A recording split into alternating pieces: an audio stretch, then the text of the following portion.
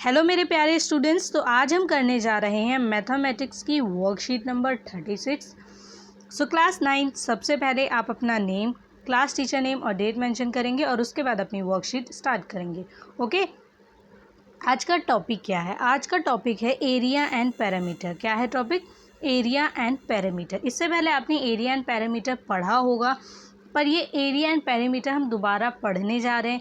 किस बेसिस पे पढ़ेंगे वो वर्कशीट देखेंगे तो समझ आएगा। ओके, नाउ यहाँ पे देखने को मिलेगा आपको कि येलो कलर के बॉक्स में लिखा गया है कि रिक्वायर्ड प्रीवियस नॉलेज। सबसे पहले आपको आज का टॉपिक पढ़ने के लिए क्या पता होना चाहिए, ठीक है?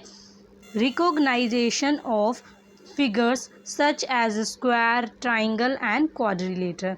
तो आपको यहाँ पे बोला गया है कि रिकॉग्नाइजेशन मतलब कि आप पहचान सकें फिगर्स को, कौन कौन सी? स्क्वायर, ट्रायंगल और क्वाड्रिलेटर। तो जो स्क्वायर, ट्रायंगल और क्वाड्रिलेटर फिगर्स होती हैं, इनको आपको पहचानना आना चाहिए। तो ये तो आपको आता ही होगा। Now children, you have already studied about figures of different shapes such as square, rectangle, triangle and quadrilateral. The floor of your classroom is rectangular. यहाँ पे आपको क्या कहा गया है कि बच्चों आपने पढ़ा तो होगा ही डिफरेंट शेप्स के बारे में, जैसे square, rectangle, triangle, okay, quadrilateral. तो यहाँ पे आपको एक एग्जांपल भी दिया है कि फ्लोर ऑफ योर क्लासरूम, आपके क्लासरूम का जो फ्लोर है, ठीक है, वो किस शेप का होता है? वो होता है रेक्टेंगुलर शेप का, है ना? कैसा होता है? रेक्टेंगुलर शेप का होता है ना। आपका स्कूल या घर पे भी आपका जो घर का फ्लोर होता है, ठीक है, या क्लासरूम का फ्लोर, वो कैसी शेप का होता है? रेक्टेंगुलर, है ना?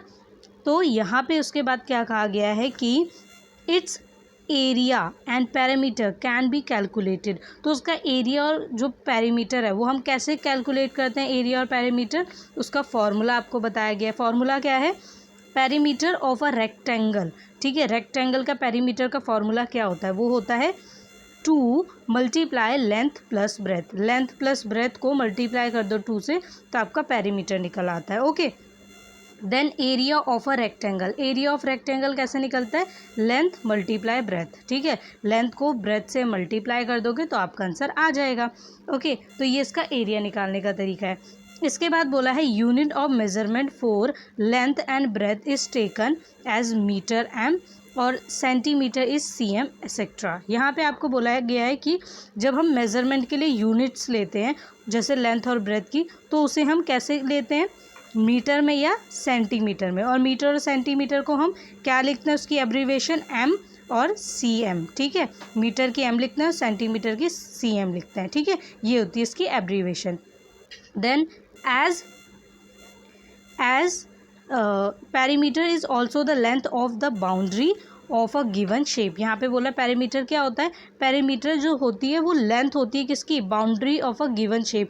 कोई भी जो शेप दी होती है, मान लीजिए कि रेक्टेंगल दिया है, ठीक है, तो इसकी जो बाउंड्री है, ठीक है, ये इसको हम जब हम इसको फाइंड करते हैं, ठीक है, पूरे को, तो इसे हम पैरीमीटर कहते हैं। तो यहाँ पे आपको यही बोला गया है कि as perimeter is also the length of the boundary of a given shape. किसी भी गिवन शेप की जब बाउंड्री की हम लेंथ निकालते हैं, पूरी बाउंड्री की, तो उसे हम पैरीमीटर कहते हैं। Okay, so unit of measurement for parameter is also taken as metre और सेंटीमीटर एक्सेट्रा, ठीक है। तो हम जब यूनिट ऑफ मेजरमेंट, ठीक है, किसी का भी मेजरमेंट लेते हैं तो यूनिट के थ्रू पैरामीटर में, तो वो मीटर और सेंटीमीटर में ही लेते हैं। ओके, देन यहाँ पे आपको जो नेक्स्ट पॉइंट दिया गया वो है unit of measurement for the area. जब हम यूनिट ऑफ मेजरमेंट, ठीक है, मतलब मेजरमेंट करते हैं, ठीक है, यूनिट के थ्रू, किसका? एरिया का, ठीक है, for the area of any figure, किसी भी फिगर का, लाइक ट्राइंगल हो जाए, ठीक है, या स्क्वायर हो गया, या फिर रेक्टेंगल हो गया, कोई भी जो शेप है,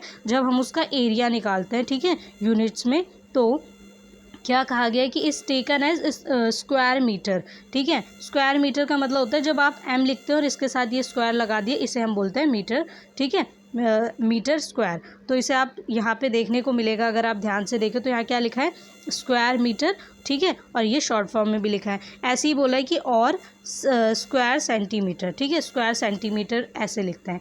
तो यहाँ पे आपको बोला गया है कि जब पेरीमीटर निकालते हैं तो हम मीटर और सेंटीमीटर में ही आंसर लिखते हैं, मगर जब हम एरिया निकालते हैं, क्या निकालते हैं, एरिया निकालते हैं, तो हम उसे क्या लिखते हैं, मीटर स्क्वायर और सेंटीमीटर स्क्वायर, ठीक है। तो याद रखना ये स्क्वायर में चेंज हो जाता है। ओके, नाउ यहाँ पे आपको देखने को क्या मिलेगा, as you know to find out area of triangle we use the following formula. जब हमें ट्राइंगल का एरिया निकालना होता है, किसका, ट्राइंगल का एरिया निकालना होता है, तो हम कौन सा फार्मूला यूज़ करते हैं, हम यूज़ करते हैं area of triangle equal 1/2। Okay, अगर ध्यान से देखें तो क्या है, एरिया ऑफ ट्राइंगल का जो फॉर्मूला है वो है 1/2 मल्टीप्लाई बेस, ठीक है, एंड मल्टीप्लाई हाइट। तो हमें क्या करना होता है कि मल्टीप्लाई हाइट और बेस किससे करना होता है, 1/2 से, ठीक है। तो ये आपका फॉर्मूला होता है एरिया ऑफ ट्राइंगल का, कि अगर हमें ट्राइंगल का जो है क्या निकालना है, एरिया निकालना है। To calculate the area of a right angle triangle we can directly apply the formula by using two sides containing the right angle as base and height. यहाँ पे क्या बोला गया है, to calculate the area of right angle triangle. अगर right angle triangle का हमें क्या एरिया निकालना है, we can directly apply the formula by using two sides, ठीक है, हम सीधा फॉर्मूला अप्लाई करेंगे टू साइड्स को लेके, ठीक है, containing the right angle triangle base and height, ठीक है, उसके बेस और हाइट के बेस पे। ओके, तो आपको यहाँ पे दिखाया गया है कि अगर आपको राइट एंगल ट्राइंगल दिया गया है तो आप इसको जो है, इसको एरिया इसका कैसे निकालेंगे, ठीक है। In the right angle triangle, ठीक है, अगर आप ध्यान से देखें तो आपको यहाँ बोला है ABC, ये ट्राइंगल आपके पास, ठीक है। In right angle triangle, right angle किस पे बन रहा है, बी पे बन रहा है। Okay, AB and BC can be taken as base and height, ठीक है। बेस और हाइट क्या है इसका, AB एंड BC, ठीक है। AB क्या है, आपकी हाइट है, AB क्या है, हाइट है, ठीक है, और जो बेस है वो क्या है, BC, BC क्या है, बेस है, BC क्या है आपका, बेस है। ओके, देन आपको यहाँ पे क्या कहा गया है, आपको बोला गया है कि area of right angle triangle ABC। अगर आप ध्यान से देखिए तो ABC जो आपका ट्राइंगल है, इसमें आपने फॉर्मूला अप्लाई कर दिया, ठीक है। और अगर ध्यान से देखिए तो क्या लिखा है, area of right angle triangle, यहाँ पे आपको दिया गया है कि बेस की जगह आप लिख देंगे और हाइट की जगह जो आपकी लाइन्स है। तो आपका जो बेस है वो क्या है, बेस है आपका BC, ठीक है, और जो हाइट है आपकी वो क्या है, AB। अब आप सोचेंगे कि बेस के नीचे तो मैम AB लिखा हुआ है और हाइट के नीचे BC लिखा है, तो कोई टेंशन लेने की ज़रूरत नहीं है, ये साइड्स चेंज कर दी गई हैं, पर आपको ये याद रखना है कि जो हाइट है वो AB है और जो बेस है वो क्या है, वो BC है, ठीक है, according to this triangle. Okay, आपको ट्राइंगल देखना है और उसके अकॉर्डिंग बेस और हाइट बताना है। तो ये जो है इसका प्लेस चेंज हो रखा है यहाँ पे, लेकिन आपको टेंशन लेने की ज़रूरत नहीं है, मल्टीप्लाई करने पे आंसर वही आएगा। Okay, here we can also take AB as height. यहाँ पे क्या बोला है कि AB हमने क्या लिया, हाइट ली है, and BC as base, BC हमने क्या लिया, बेस लिया। तो अगर आप ध्यान से देखें तो आपको यहाँ पे ये चीज़ बता रखी है, ठीक है। AB क्या है, हाइट है, और BC क्या है, बेस है, ठीक है। तो BC ये बेस है और AB जो है हाइट है, ठीक है। यहाँ पे आपको जो ब्रैकेट है इसमें ये चीज़ जो है क्लियर कर रखी है। यहाँ पे आप इस स्टेप में देखेंगे तो थोड़े कंफ्यूज होंगे, पर अगर ये स्टेप ध्यान से पढ़ेंगे तो समझ आ जाएगा। ओके, फिर बोला गया है we can easily find out the height of an equilateral triangle if the length of its sides is known. For example, look at triangle DEF, each of its side is 10 centimetre. इसमें क्या बोला गया है, इसमें आपको बोला गया है कि we can easily find out the height, हम बहुत आसानी से हाइट जो है पता लगा सकते हैं, किसकी, यहाँ पे बोला ऑफ एन इक्विलेटर ट्राइंगल, किसी भी इक्विलेटर ट्राइंगल की, if the length of its sides is known, अगर हमें उसकी साइड की लेंथ पता हो तो, ठीक है। फॉर एग्जाम्पल, जैसे कि जो DEF ट्राइंगल है जो आप यहाँ पे देख रहे हैं, इस ट्राइंगल में आपको बोला है each of its sides is 10 centimetre, इसकी जो सभी साइड्स हैं, ठीक है। अब आपको ये पता है कि इक्विलेटर ट्राइंगल जो होता है उसकी तीनों साइड क्या होती हैं, इक्वल होती हैं, ठीक है। तो अगर आपको एक साइड भी बता रखी है तो इसका मतलब क्या है कि आपको तीनों साइड बता रखी हैं। अगर इतना कह दिया गया कि इक्विलेटर ट्राइंगल है और इसकी एक साइड 10 सेंटीमीटर है, इसका मतलब बाकी साइड भी क्या होंगी, 10 सेंटीमीटर ही होंगी। और यहाँ पे तो बोल ही रखा है कि each of its sides is 10 centimetre. Okay, फिर उसके बाद आपको जो है क्या निकालना है, इसकी हाइट निकालनी है। ठीक है, हाइट निकालने के बाद आपको क्या करना है, इसका जो है एरिया निकालना है इस ट्राइंगल का। तो कैसे निकालेंगे, सबसे पहले पाइथागोरस थ्योरम अप्लाई किया है। ठीक है, पाइथागोरस थ्योरम लिखेंगे और पाइथागोरस थ्योरम में जो वैल्यूज़ है वो पुट करेंगे और उसके बाद इसे सॉल्व करेंगे। अब ये जो है मैं यहाँ पे आपको ज़्यादा डिटेल में नहीं समझाऊंगी, क्योंकि जब आप इससे रिलेटेड जो क्वेश्चन आपको दिए गए हैं, जब मैं आपको ये दोनों समझाऊंगी तो आपको यहाँ के कुछ पॉइंट्स हैं जो कि यहाँ पे शो नहीं किए गए, वो आपको ईजिली समझ आ जाएंगे। ओके, तो मैं डीपली वहाँ पे आपको अच्छे से समझाऊंगी। बस इतना जान लीजिए कि पाइथागोरस थ्योरम लिखा है। पाइथागोरस थ्योरम क्या होता है, परपेंडिकुलर, ठीक है, का सबसे पहले क्या होता है कि हाइपोटेनस का स्क्वायर इक्वल परपेंडिकुलर का स्क्वायर प्लस बेस का स्क्वायर। ठीक है, तो यहाँ पे आपको क्या नहीं गिवन है, आपको ये नहीं गिवन है, इसका मतलब परपेंडिकुलर गिवन नहीं है। ठीक है, यहाँ पे आप कौन सा ट्राइंगल ले रहे हैं, ये वाला ट्राइंगल ले रहे हैं। ठीक है, इस वाले ट्राइंगल को लेके आप क्या करेंगे कि सबसे पहले ये वाली साइड निकालेंगे, जैसे आप हाइट कहेंगे। ठीक है, और जो आपकी हाइट निकल गई तो क्या होगा कि आपका जो ट्राइंगल है ना, ठीक है, इसका आप एरिया आराम से निकाल लेंगे। ओके,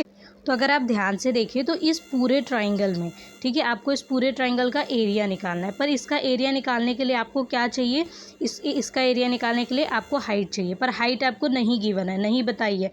तो पहले आप क्या करेंगे, सबसे पहले आप जो है इस ट्राइंगल के थ्रू जो है क्या निकाल लेंगे, इसकी हाइट निकाल लेंगे। ठीक है, तो आप इस ट्राइंगल को लेंगे, किस ट्राइंगल को, डी ई और जी, डी ई जी ट्राइंगल को लेंगे। ठीक है, और इसमें पाइथागोरस थ्योरम को अप्लाई करेंगे। ठीक है, और पाइथागोरस थ्योरम अप्लाई करेंगे तो आपके पास क्या क्या गिवन है, हाइपोटेनस और बेस गिवन है आपको, पर आपको परपेंडिकुलर गिवन नहीं है। ठीक है, तो क्या होगा कि परपेंडिकुलर इस साइड आ जाएगा। ठीक है, और जो आपका हाइपोटेनस है इसमें से क्या माइनस हो जाएगा, बेस माइनस हो जाएगा आपका। ओके, सो यहाँ पे आप जो देखेंगे कि आपका जो डी जी है, ठीक है, क्या है, डी जी ये है, और उसके बाद डी ई, ठीक है, डी ई जो है ये आपको हाइपोटेनस दिया हुआ है, और ई जी जो है वो आपको बेस दिया हुआ है। तो यहाँ इन दोनों को माइनस कर देंगे। ठीक है, हाइपोटेनस को बेस से, और आपका जो परपेंडिकुलर है, ठीक है, ये आ जाएगा। तो आप देख सकते हैं कि सबसे पहले इन दोनों का स्क्वायर कर दिया, स्क्वायर करने पर 125 आया, दोनों को माइनस किया तो 75 आ गया। अब 75 को आपने क्या किया, जो डी जी है, ठीक है, डी जी का स्क्वायर इक्वल यहाँ पे क्या आ गया, 75। तो ये स्क्वायर कहाँ, रूट बन के इधर चला जाएगा। ठीक है, तो यहाँ से हट जाएगा। तो आप क्या देखेंगे कि जो डी जी है वो आपका क्या आ जाएगा, वो आ जाएगा 5√3। ओके, ये आप एलसीएम से आंसर जो है वो निकाल सकते हैं अपना। ओके, उसके बाद जो है आपका हाइट आ गई। ठीक है, ये हाइट आपने निकाल ली। हाइट आने के बाद क्या है कि आप जो इस ट्राइंगल का एरिया निकाल सकते हैं, area of D E F. अब हम डी ई एफ पूरा ट्राइंगल लेंगे और इसका एरिया निकालेंगे। सबसे पहले फार्मूला लिखेंगे। ठीक है, अब फार्मूले में जो आपका बेस है, बेस क्या है, यहाँ पे आप जो बेस लेंगे वो पूरा लेंगे, पूरा ई एफ क्या है, आपका पूरा बेस है, और जो डी जी है, ठीक है, ये आपकी हाइट है। ओके, तो इस ट्राइंगल में आपको देखने को मिलेगा कि ये हाइट है और ये आपका बेस है। ठीक है, ये हाइट है और ये बेस है। एक और बात वो ये कि जब आपको हाइट निकालनी थी तो आपने ये ट्राइंगल लिया था, लेकिन जब आपको एरिया निकालना है तो आपको पूरा ट्राइंगल लेना है। ठीक है, और यहाँ पे एक और बात है वो ये कि जब ये ट्राइंगल लिया था तो यहाँ बेस सिर्फ इतना था। ठीक है, लेकिन जब ये वाला ट्राइंगल लेंगे तो इसमें बेस ये पूरा हो जाएगा। ओके, तो कंफ्यूज आपको ये बिल्कुल भी नहीं होना है। उसके बाद यहाँ पे आप देखेंगे कि आपने जो वैल्यूज़ हैं वो पुट कर दी। ठीक है, जो आपका बेस है वो है ई एफ, और जो आपकी हाइट है वो क्या है, डी जी।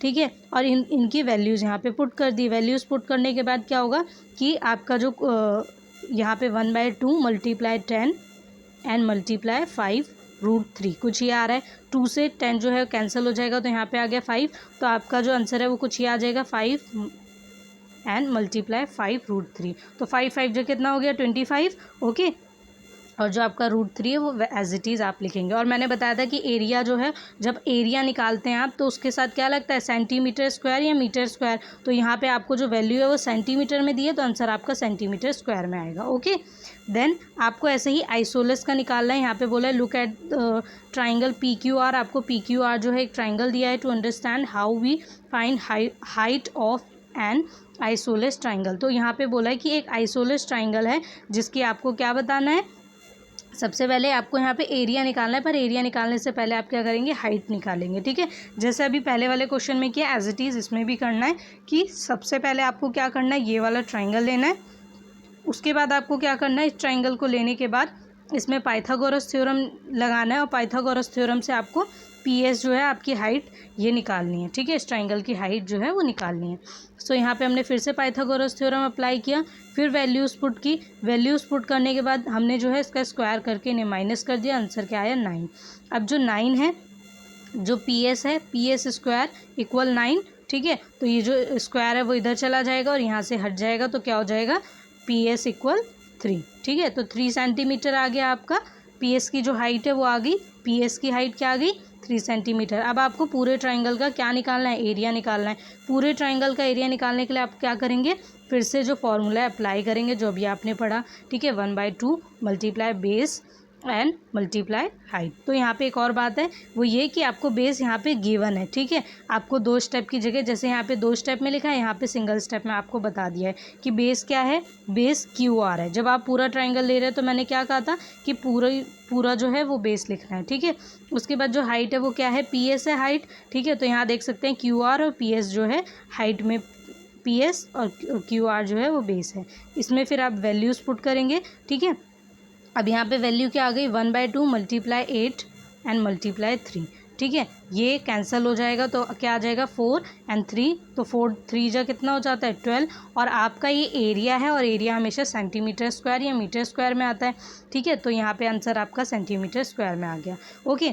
उसके बाद आपको बोला है if we want to find out area of scalene triangle, अगर हमें स्केलन ट्राइंगल का एरिया निकालना है तो lengths of whose 3 sides are known but the height is unknown. तो यहाँ पे अगर, यहाँ पे क्या बोला है कि अगर उसकी तीनों जो साइड्स हैं, ठीक है, क्या हैं, तीनों साइड्स हैं, वो पता हो और हाइट ना पता हो, ठीक है, we do not have a clue to calculate the height, तो हमारे पास क्लू नहीं होगा कि हम उसकी हाइट को कैलकुलेट कर सकें। ट्राई टू डू, तो आपको बोला है कि एक बार करने की कोशिश करिए कि एक स्केलन ट्राइंगल बनाइए, ठीक है, और स्केलन में जो उसकी साइड्स हैं वो अलग अलग ले लीजिए, और उसके बाद जो है इसकी हाइट निकालने की कोशिश करिए और सॉल्व करने की कोशिश करिए, समझने की कोशिश करिए, ठीक है। If we are unable to find out the height of a scalene triangle then to calculate its area, ठीक है, अगर हम उसकी हाइट नहीं निकाल पाते तो बोला गया है कि एरिया निकाल के बताओ कि उसका एरिया क्या होगा, ठीक है, वो भी ट्राई करने की कोशिश करो। वी यूज़ हीरोन्स फार्मूला, तो वहाँ पे क्या यूज़ करना है आपको, हीरोन्स फार्मूला यूज़ करना है। We will study about it next time, तो यहाँ पे बोला गया है कि इसके बारे में हम पढ़ेंगे, लेकिन हम नेक्स्ट टाइम पढ़ेंगे, मतलब आपको फ्यूचर में जो नेक्स्ट वर्कशीट मिलेगी उसमें इसके बारे में पढ़ाया जाएगा कि अगर आपके पास स्केलन ट्राइंगल है, ठीक है, और इसमें अगर आपको हाइट निकालनी है या इसका एरिया निकालना है तो वो कैसे निकालेंगे, ठीक है, ये आपको बताना है यहाँ पे, ओके। देन अब हम नेक्स्ट वर्कशीट पे जो है वो बाद में जाएंगे, वो तो फ्यूचर में मिलेगी। तो आज की वर्कशीट के जो दोनों क्वेश्चन हैं इन्हें समझ लेते हैं। ट्राई योरसेल्फ, ये 2 क्वेश्चन जो हैं आपको बिल्कुल कैसे दिए हैं, जैसे ये क्वेश्चन है और ये क्वेश्चन है, इन्हीं के बेस्ड पे एक एक क्वेश्चन आपको फिर से इक्विलेटर और क्वाड्री आइसोलेस के दिए हैं। तो एक बार देख लेते हैं कि इक्विलेटर और आइसोलेस ट्राइंगल के जो आपके एक एक क्वेश्चन गिवन है उन्हें भी सॉल्व करके कि इन्हें कैसे सॉल्व करेंगे, ओके। तो जो आपका पहला क्वेश्चन है, ठीक है, पहला क्वेश्चन है वो क्या है, सबसे पहला आपका जो पहला क्वेश्चन है वो है find the area of an equilateral triangle if length of each of its sides is 12 centimetre. बोला गया है कि एक इक्विलेटर ट्राइंगल है, ठीक है, और जिसकी साइड्स की लेंथ कितनी है 12 सेंटीमीटर, कितनी है 12 सेंटीमीटर, ठीक है। तो आपको बताना है कि ये ट्राइंगल का एरिया क्या है, ठीक है, फाइंड द एरिया, यहाँ पे आपको बोला गया है कि एरिया बताना है।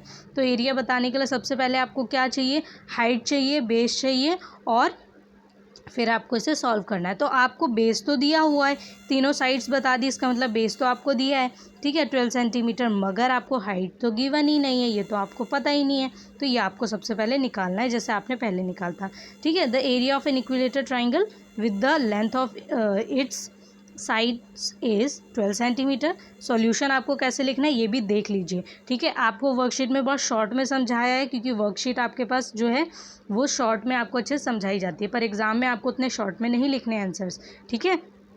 देन उसके बाद आपका जो नेक्स्ट स्टेप है वो है in triangle D E F. अब आपको डी ई एफ ये पूरा जो ट्राइंगल है इसमें क्या क्या गिवन है।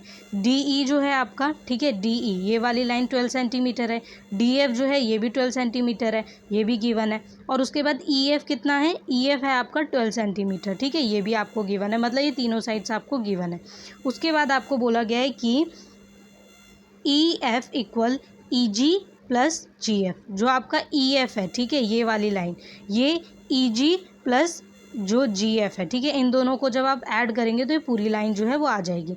मगर यहाँ पे आपको एक और पॉइंट जो ब्रैकेट में लिखा है इसे ध्यान से पढ़ेंगे। जी इज़ द मिड पॉइंट, जी क्या है, मिड पॉइंट है, ठीक है, of E F and sorry E F, E F का क्या है जी, अगर आप ध्यान से देखें जो जी है वो ई एफ का क्या है, मिड पॉइंट है, ठीक है। सो ई जी इक्वल जी एफ, तो ई जी जो है वो जी एफ के क्या हो जाएगा, इक्वल हो जाएगा। मिड पॉइंट का मतलब क्या होता है कि किसी भी लाइन को बीच में से जब डिवाइड कर देते हैं, मतलब हाफ कर देते हैं, ओके।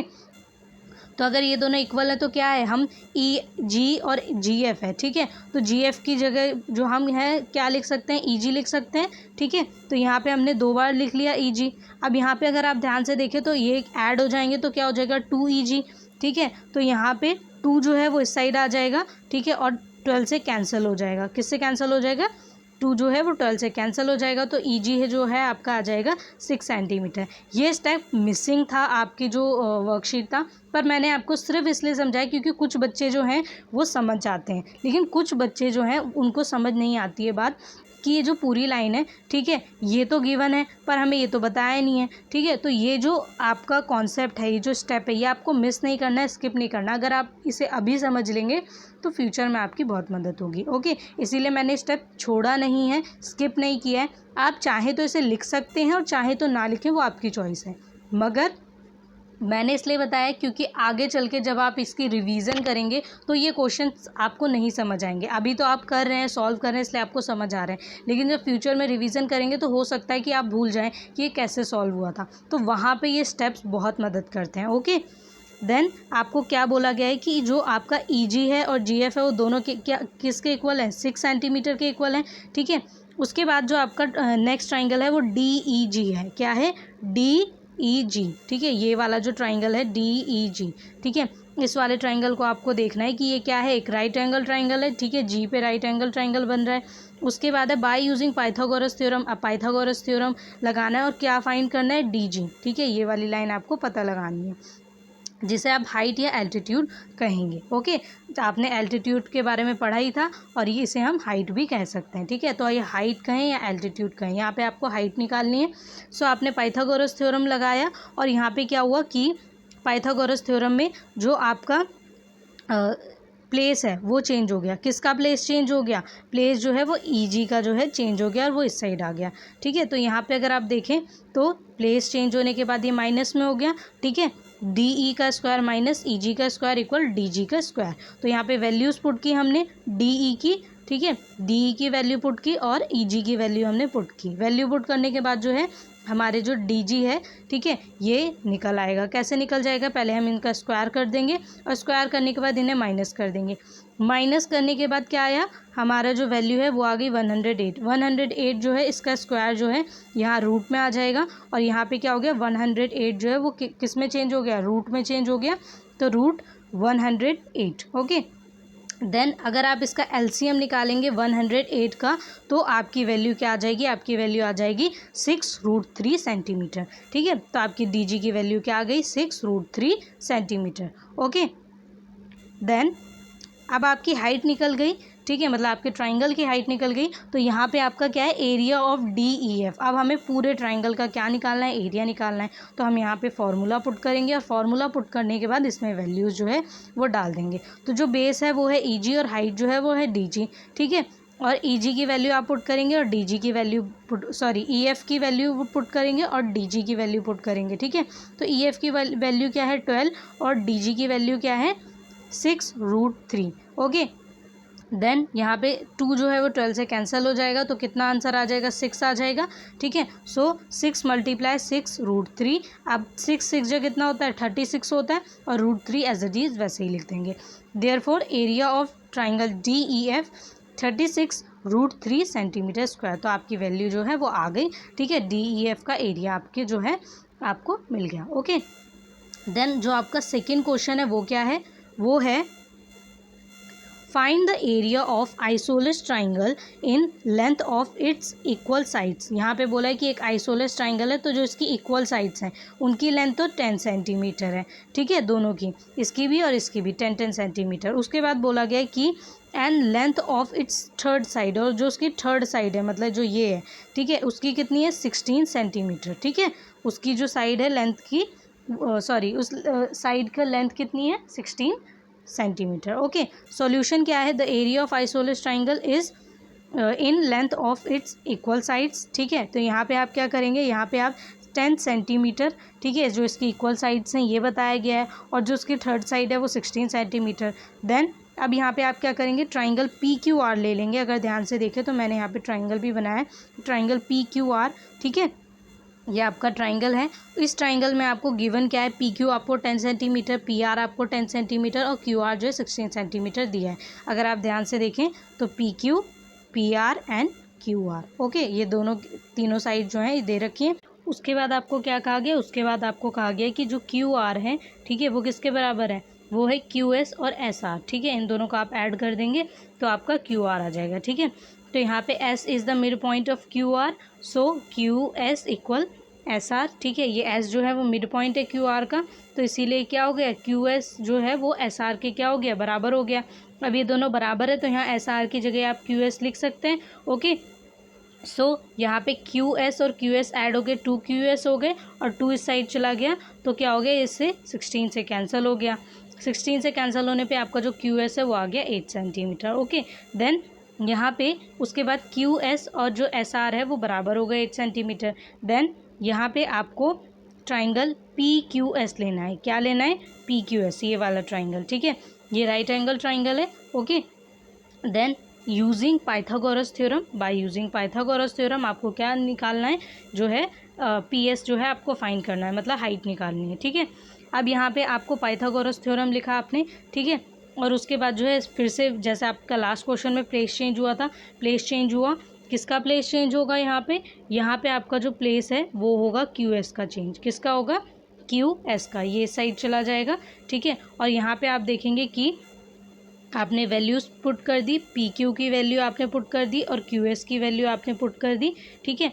दोनों की वैल्यू पुट करने के बाद क्या हुआ कि आपका जो PS है, PS स्क्वायर, ठीक है, ये आ जाएगा, ये कैसे आएगा, 10 का स्क्वायर करेंगे तो आ जाएगा 100 और 8 का स्क्वायर आ जाएगा 64, 100 और 64 को माइनस करेंगे तो आ जाएगा आपका 36, ठीक है। तो ये जो इसका स्क्वायर है इधर रूट बन के चला गया, किस पे, 36 पे, रूट 36 हो गया, और 36 जो है रूट 36, ठीक है, ये क्या हो जाएगा, ये आ जाएगा 6, क्योंकि आपको पता है 6 6 कितना होता है 36, ठीक है। तो 6 का स्क्वायर कितना होता है 36। तो आपकी PS की वैल्यू आ गई, मतलब आपकी ट्राइंगल की हाइट आ गई, ठीक है। देन एरिया का फॉर्मूला लगाएंगे, एरिया ऑफ ट्राइंगल PQR। तो अब आपको यहाँ पे पूरा ट्राइंगल जो है, ट्राइंगल PQR, ये पूरा ट्राइंगल जो है इसका एरिया निकालना है। फॉर्मूला पुट करेंगे, ठीक है, 1/2 multiply base and into height. तो बेस जो है आपका वो क्या है, QR है आपका बेस, ठीक है, और जो आपकी हाइट है वो क्या है, वो है PS, ठीक है। तो यहाँ पे QR और PS की वैल्यू पुट करेंगे, 2 से जो है वो 8 कैंसिल हो जाएगा। आपको पता ही है कि जहाँ मल्टीप्लाई होता है वहाँ पे जो वैल्यूज़ हैं वो क्या हो जाती हैं, वहाँ पे वैल्यूज़ जो हैं एक दूसरे से कैंसिल हो जाते हैं, जिसे आप बोल सकते हैं जैसे 8/2 है, ठीक है, तो ये कैंसिल ऐसे होता है ना, ऐसे यहाँ पे क्या हो जाएगा, तो 2 जो है वो 1 पे आता है और ये जो 16 है वो कितने पे आता है, 8 पे आता है। ओके, देन यहाँ पे आपका जो वैल्यू है वो क्या आ गई, 8 × 6 और इसे मल्टीप्लाई करने पे क्या आ गया 48।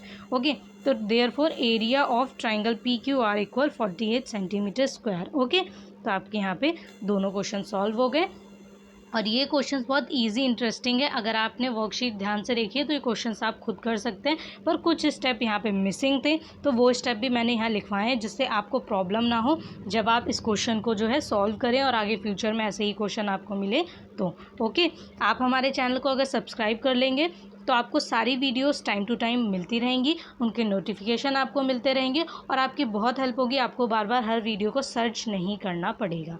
ओके, सो बाय बाय स्टूडेंट्स।